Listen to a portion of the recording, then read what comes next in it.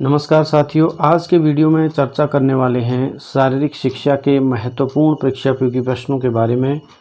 जैसा कि आजकल देखने को मिला है कि प्रश्न पूछने के तरीके में बदलाव देखने को मिले हैं, इसी बात को ध्यान में रखते हुए आपके लिए शारीरिक शिक्षा से संबंधित अति महत्वपूर्ण परीक्षायोग्य प्रश्नों की, जो आपके आने वाले एग्ज़ाम के लिए काफ़ी लाभदायक हो सकते हैं, ऐसे इम्पोर्टेंट प्रश्नों की एक सिलेक्टेड प्रश्नों की सीरीज़ लेकर के आया हूं।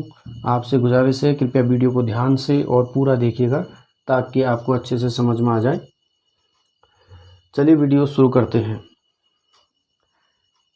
क्वेश्चन नंबर 1 है, एपिकोंडाइल अस्थि के समीप की मसल या टेंडन में सूजन, टेंडन का टूट जाना एवं दर्द इत्यादि जुड़ा है। एपिकोंडाइल अस्थि के समीप की मसल या टेंडन में सूजन, टेंडन का टूट जाना एवं दर्द इत्यादि जुड़ा है। किससे जुड़ा है? 4 ऑप्शन हैं। ए एपिकोंडाइलिटिस से, बी सिलिकोसिस से, सी तपेदिक से या डी फेब्रिल सीजर से। इनमें से सही आंसर है ऑप्शन नंबर ए, एपिकोंडाइलिटिस से। एपिकोंडाइल अस्थि के समीप की मसल या टेंडन में सूजन, टेंडन का टूट जाना एवं दर्द इत्यादि जुड़ा है एपिकोंडाइलिटिस से। इसके विपरीत ऑप्शन नंबर बी, सिलिकोसिस एक फेफड़ों से संबंधित बीमारी है, और सी तपेदिक, जिसको टीबी या क्षय रोग भी कहते हैं, और डी फेब्राइल सीजर, जो लगभग 6 वर्ष से कम आयु के बच्चों में देखने को मिलता है। तो इस क्वेश्चन का सही आंसर हुआ एपिकोंडाइलिटिस से। अगला प्रश्न है, एपिकोंडाइलिटिस क्या है? एपिकोंडाइलिटिस क्या है? 4 ऑप्शन है। ए संक्रामक बीमारी, बी अल्पता की बीमारी, सी अति प्रयोग की बीमारी और डी ऑटो इम्यून बीमारी। इनमें से सही आंसर है ऑप्शन नंबर सी, अति प्रयोग की बीमारी। एपिकोंडाइलिटिस अति प्रयोग से उत्पन्न होने वाली बीमारी है, अर्थात किसी अंग का अगर आवश्यकता यानी कि एक सीमा से अधिक उपयोग किया जाता है तो ऐसी बीमारी होने की संभावना रहती है। तो इसलिए सही आंसर हुआ अति प्रयोग की बीमारी। अगला प्रश्न है, हरी मिर्च में कौन सा विटामिन प्रचुर मात्रा में पाया जाता है? हरी मिर्च में कौन सा विटामिन प्रचुर मात्रा में पाया जाता है? 4 ऑप्शन हैं। Vitamin K, vitamin A, vitamin C, vitamin D. इनमें से सही आंसर है option number C, vitamin C. हरी मिर्च में सर्वाधिक प्रचुर मात्रा में पाया जाने वाला जो विटामिन है वह है विटामिन सी। अगला प्रश्न है, शरीर के आसन या पोस्चर को नियंत्रित करने हेतु मस्तिष्क का जिम्मेदार भाग है। शरीर के आसन अर्थात पोस्चर को नियंत्रित करने हेतु मस्तिष्क का जिम्मेदार भाग है। कौन सा है? 4 ऑप्शन हैं। Medulla oblongata, cerebrum, hypothalamus. इनमें से कोई नहीं। सही आंसर है सेरेब्रम। शरीर के आसन यानी कि पोस्चर को नियंत्रित करने हेतु मस्तिष्क का जिम्मेदार भाग होता है सेरेब्रम। अगला प्रश्न है, मानव शरीर में कितनी सैक्रल तंत्रिकाएं पाई जाती हैं? मानव शरीर में कितनी सैक्रल तंत्रिकाएं पाई जाती हैं? 4 ऑप्शन हैं। 14, 18, 28, 10।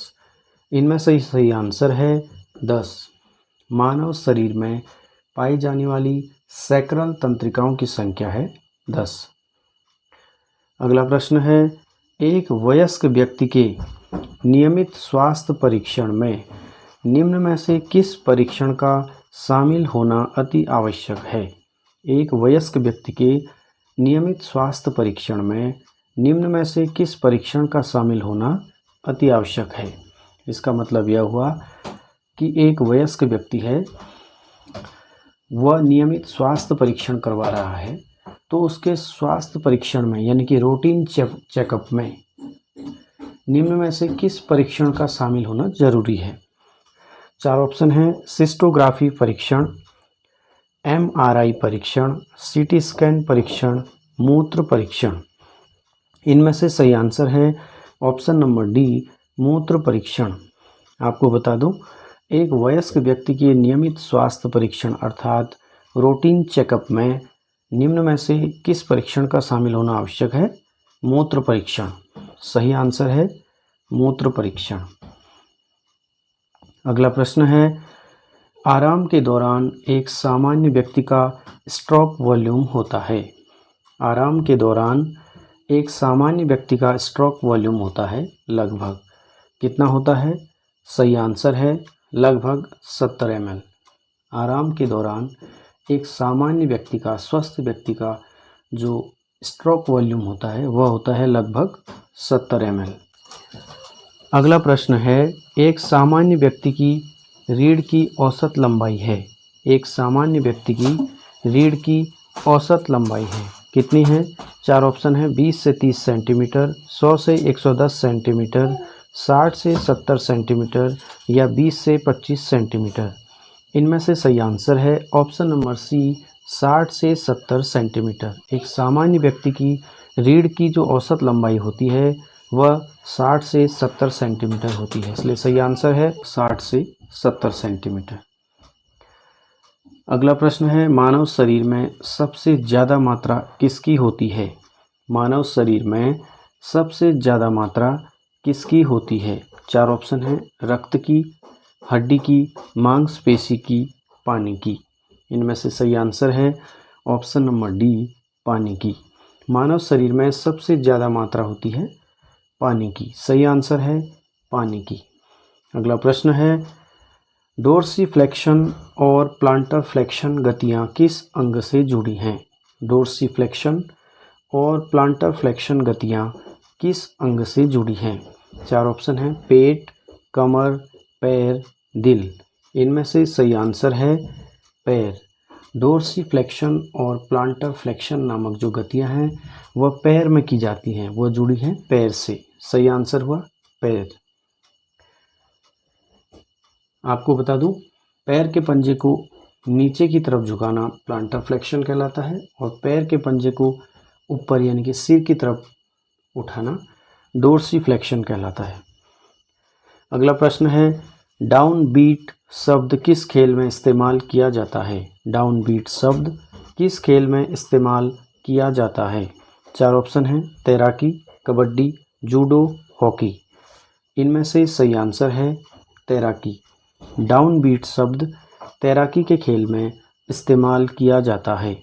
अगला प्रश्न है, किस खेल में किलाबंदी की जाती है? किस खेल में किलाबंदी की जाती है? चार ऑप्शन हैं जूडो, कुश्ती, शतरंज, खो खो। इनमें से सही आंसर है शतरंज। शतरंज के खेल में किलाबंदी की जाती है। अगला प्रश्न है, निम्न में से कौन सा जोड़ा सही नहीं है? निम्न में से कौन सा जोड़ा सही नहीं है यानी कि जो गलत है? चार ऑप्शन हैं ए माइलॉजी, मांसपेशी का अध्ययन, बिल्कुल सही है। ऑर्थोलॉजी, जोड़ों का अध्ययन, बिल्कुल सही है। एनाटॉमी, शरीर रचना का अध्ययन, यह भी सही है। क्रायोलॉजी, मस्तिष्क का अध्ययन, यह गलत है, इसलिए सही आंसर क्या हुआ? क्रायोलॉजी, मस्तिष्क का अध्ययन। यह ऑप्शन असत्य है। क्रायोलॉजी केंद्रक के अध्ययन को कहा जाता है, मस्तिष्क के अध्ययन को नहीं कहा जाता है। अगला प्रश्न है, इनमें से कौन सा जोड़ा सही मैच है? इनमें से कौन सा जोड़ा सही मैच है? चार ऑप्शन हैं जीवाणु विज्ञान ल्यूवेनहॉक, चिकित्सा विज्ञान अरस्तु, जंतु विज्ञान लुडविग जॉन, कोशिका विज्ञान मेंडल। इनमें से सही आंसर है ऑप्शन नंबर ए, जीवाणु विज्ञान ल्यूवेनहॉक।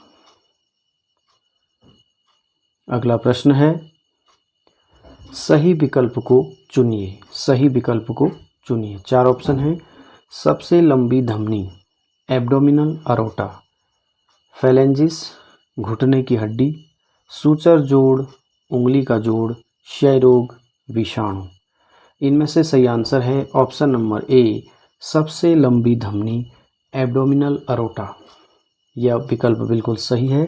जबकि फेलेंजिस घुटने की हड्डी को नहीं कहा जाता है, जबकि उंगली की हड्डी को कहा जाता है। और सूचर जोड़, यह भी गलत है। क्षय रोग विषाणु से नहीं होता, बैक्टीरिया से होता है, यह भी गलत है। जबकि सही आंसर है सबसे बड़ी धमनी एब्डोमिनल अरोटा। अगला प्रश्न है, निम्नांकित में से सही कूट का चयन कीजिए। निम्नांकित में से सही कूट का चयन कीजिए। 4 ऑप्शन हैं, इनमें से सही आंसर है IOA 1927। सही कूट का जो चयन है वह है IOA यानी कि इंडियन ओलंपिक एसोसिएशन 1927। जबकि HBPM के आगे 1920 लिखा हुआ है, जबकि HBPM 1914 में स्थापित हुआ था। और YMCA के आगे 1914 लिखा हुआ है, YMCA 1920 में स्थापित हुआ था। और वाडा 1988 लिखा हुआ है, जबकि वाडा 1999 में स्थापित हुआ था। इसलिए ये तीनों ऑप्शन गलत है। और IOA यानी कि इंडियन ओलंपिक एसोसिएशन, इसके आगे 1927 लिखा हुआ है, यह विकल्प बिल्कुल सही है। अगला प्रश्न है, इनमें से कौन सा कूट गलत है। इनमें से कौन सा कूट गलत है। 4 ऑप्शन हैं, TB संक्रामक रोग, यह बिल्कुल सही है। मधुमेह मनोदैहिक रोग, यह भी सही है। ODD मानसिक रोग, यह भी सही है। सीजोफ्रेनिया पेट संबंधी रोग, यह ऑप्शन गलत है, क्योंकि सीजोफ्रेनिया पेट संबंधी रोग नहीं होता बल्कि मानसिक रोग होता है। इसलिए सही ऑप्शन क्या है, सीजोफ्रेनिया पेट संबंधी रोग, यह ऑप्शन सही है। अर्थात यह ऑप्शन गलत है। अर्थात इस क्वेश्चन में पूछा गया है कि कौन सा कूट गलत है। ऑप्शन नंबर डी, ये सीजोफ्रेनिया पेट संबंधी रोग, यह कूट गलत है।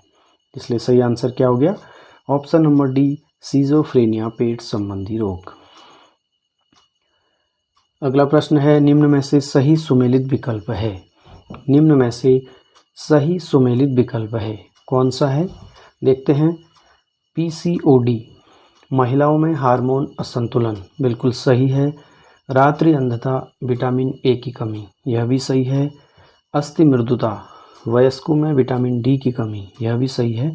इसलिए सारे ऑप्शन सही हैं। इसलिए सही आंसर हो जाएगा ऑप्शन नंबर डी, ये सभी। अगला प्रश्न है, ऑस्टियोमलेशिया क्या है। ऑस्टियोमलेशिया क्या है। 4 ऑप्शन हैं, एक स्थान का नाम, एक रोग का नाम, एक खेल का नाम, इनमें से कोई नहीं। सही आंसर है ऑप्शन नंबर बी, एक रोग का नाम।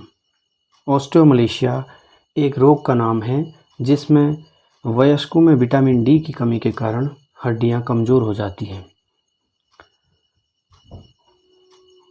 अगला प्रश्न है, LNCPE की स्थापना कब की गई। LNCPE की स्थापना कब की गई। 4 ऑप्शन हैं, सन 1988 में, सन 1967 में, सन 1955 में या सन 1957 में। सही आंसर है सन 1957 में। अभी के वीडियो के लिए बस इतना ही। अगर आपको वीडियो पसंद आई है तो कृपया वीडियो को लाइक कीजिएगा। चैनल पर नए आए हैं तो चैनल को सब्सक्राइब कीजिएगा, ताकि आपको ऐसी ही इन्फॉर्मेटिव प्रश्नों की वीडियो लगातार मिलती रहे। धन्यवाद।